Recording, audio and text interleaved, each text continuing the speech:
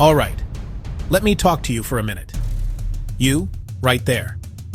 Yeah, you. The one who's been feeling a little stuck. The one who's been dreaming big but waking up to the same old routine. You think your time has passed? You think all the good opportunities are gone? Let me tell you something right now, and I need you to hear me clearly. Your potential is not behind you. It's not something you missed.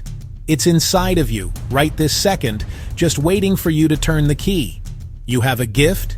Everybody does. God don't make no junk. The problem isn't the gift. The problem is, you've been letting fear and doubt tell you what you can and cannot do. I see it all the time. People come up to me, and they say, "Steve, I got this great idea, but..." And right there, that but is where the dream goes to die. But I don't have the money. But I don't have the time. But what if I fail? Let me ask you this. What if you fly? What if everything you've ever wanted is on the other side of that fear? Now, let's talk about a man you all know. You've seen his face on a bucket of chicken a million times. I'm talking about Colonel Sanders. You think he was born a colonel? You think he just woke up one day with a fast food empire? Man, please. Harlan Sanders was a regular guy who failed at just about everything he tried. He was a steamboat pilot. He worked as a railroad fireman. He was a lawyer who even got into a fistfight with his own client in a courtroom. He was selling tires. He was running gas stations.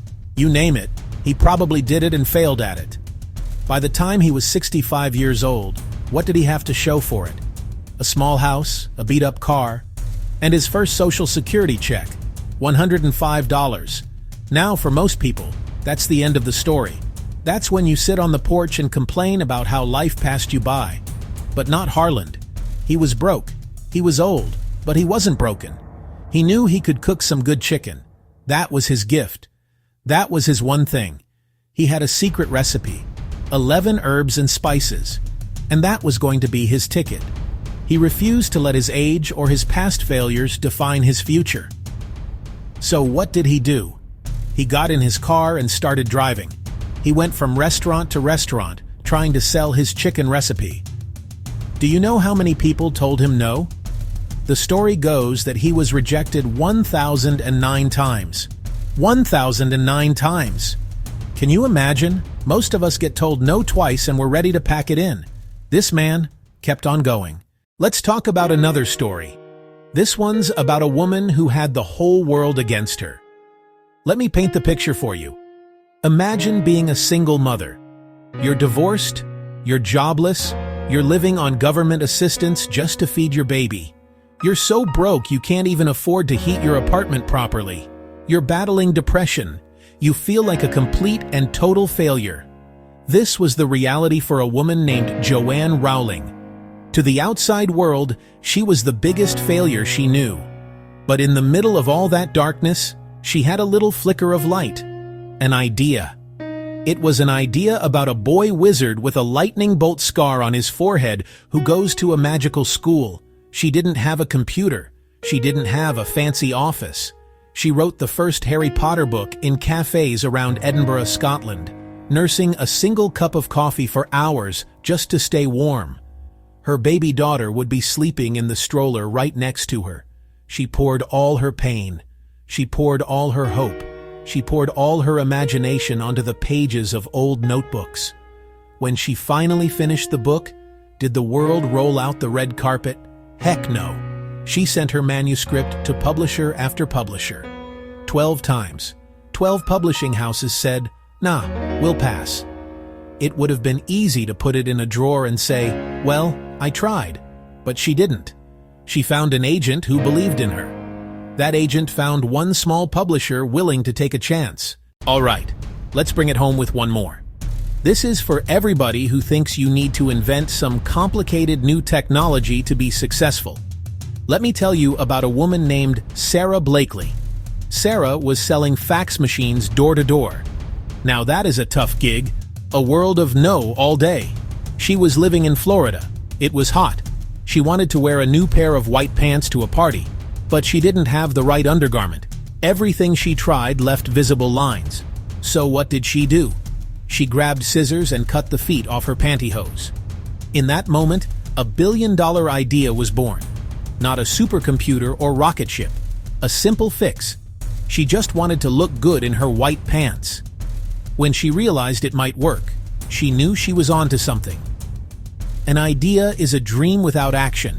She had $5,000 in savings. She decided to bet on herself, invested every penny. She knew nothing about fashion. She knew nothing about manufacturing. She knew nothing about patents. But she was a learner. She was a hustler. She wrote her own patent using a textbook to save money. She cold-called plants and heard no again and again. Factories run by men who didn't get the problem. She didn't quit. One mill owner finally took a chance after his daughters convinced him. She even named it Spanx. She heard made-up words sold better. Lesson: you don't need to know everything to start. Solve a problem. Be willing to learn and hustle. She faced her fears of selling. She'd sold fax machines. She used that experience. She stood in a department store for hours, showing real women how it worked. Best ideas are simple.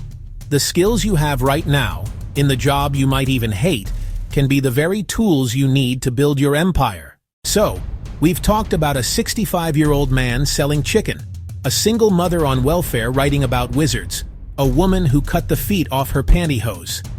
What do they all have in common? They weren't geniuses.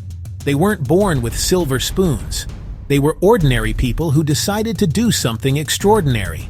They faced rejection, failure, and doubt, just like you. But they refused to give up. They had faith even when they were the only ones who did. Now, the spotlight is on you. What's your story going to be? Keep listening to that committee of negativity?